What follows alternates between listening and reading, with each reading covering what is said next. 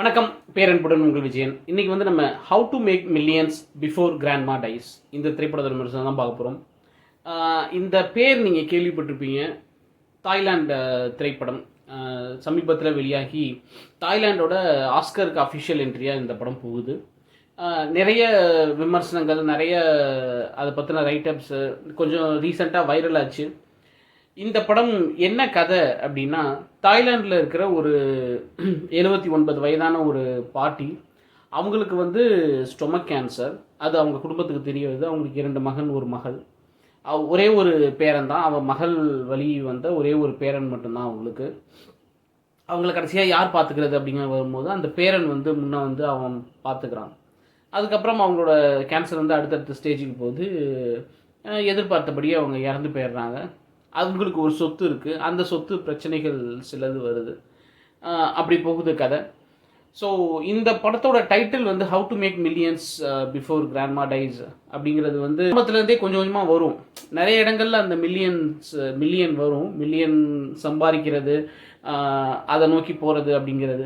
கடைசியாக அந்த மில்லியன் எங்கே வந்து முடியுது அப்படின்றது வந்து ரொம்ப ஒரு உணர்ச்சி பூர்வமாக இருந்து இது எப்படி ஆக்சுவலாக வைரலாக ஆரம்பிச்சிச்சுன்னா, பார்க்குறவங்க எல்லாருமே அவங்க அழுது அந்த வீடியோ எடுத்து போஸ்ட் பண்ணி அது வைரல் ஆச்சு.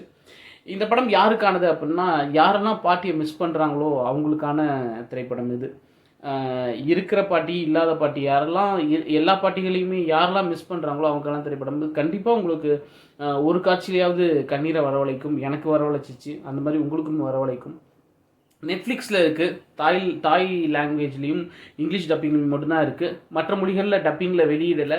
ஏன்னு நான் கணிக்கிறேன் அப்படின்னா, இந்த திரைப்படம் கண்டிப்பாக உலகம் முழுக்க அனைத்து மொழிகள்லையுமே வந்து ரீமேக் செய்யப்படும். அதுக்கான எல்லாமே இதில் இருக்குது.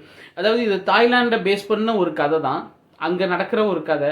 ஆனால் அந்த உணர்வு வந்து உலகம் முழுமைக்கான ஒரு உணர்வாக இருந்தது. அந்த பாட்டின்றது, அந்த ஒரு பந்தம், அந்த பாசம் அப்படிங்கிறது. அதனால் இது கண்டிப்பாக உலகத்தில் இருக்க எல்லா மொழிகள்லையும் ரீமேக் ஆகும். தமிழ்லையும் கண்டிப்பாக ரீமேக் ஆகும். எனக்கு தெரிஞ்சு ஊர்வசி பண்ணாங்கன்னா நல்லாவே இருக்கும்.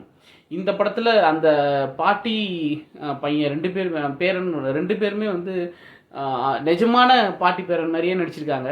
2 பேருக்குமே பெரிய ஸ்க்ரீன் வந்து இதுதான் ஃபஸ்ட் டைம். அந்த பேரனாக நடிச்சிருக்கிறது வந்து ஒரு music artist, rapper, pop singer. அதுக்கப்புறம் அந்த பாட்டி வந்து நிறைய சீரியல்ஸ் அந்த மாதிரி நடித்தவங்க. பெரிய ஸ்க்ரீன் 2 பேருக்குமே இதான் ஃபஸ்ட்டு. ஆனால் 2 பேருமே ஃபஸ்ட்டு படத்தில் நடிக்கிற மாதிரி இல்லை. அப்படி ஒரு தத்ரூபமான நிஜமான ஒரு பாட்டியும் ஒரு பேரனும் எப்படி நடிச்சிருப்பாங்களோ, அந்த படத்தில் இருக்கிற எல்லா கேரக்டர்ஸுமே அந்தந்த கேரக்டரில் அவங்க அப்படியே தத்ரூபமாக நடிச்சிருக்காங்க. அவ்வளோ நல்லா இருந்துச்சு பார்க்குறதுக்கு.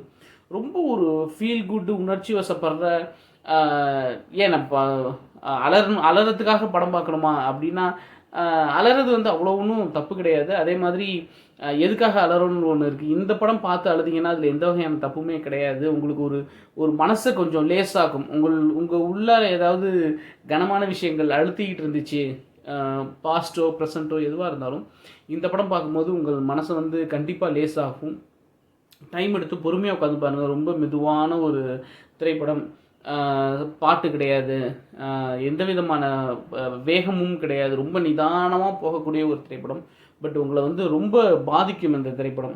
கண்டிப்பாக எல்லோரும் பார்க்க வேண்டிய ஒரு திரைப்படம். தமிழில் வரதுக்கு வருடங்கள் ஆகலாம். அதுக்காக வெயிட் பண்ணிகிட்டு இல்லாமல், மற்ற மொழிகளுக்காக வெயிட் பண்ணிகிட்டு இல்லாமல், இது ஆங்கிலத்திலேயே சப்டைட்டிலோடு இருக்குது. ரொம்பவே உணர்ச்சிகரமான ஒரு திரைப்படம். மிஸ் பண்ணக்கூடாத ஒரு திரைப்படம். இந்த அம்சம் பிடிச்சி லைக் பண்ணுங்கள், ஷேர் பண்ணுங்கள், கமெண்ட் பண்ணுங்கள், சேனல் சப்ஸ்கிரைப் பண்ணுங்கள். அன்பை பகிர்வோம். நன்றி.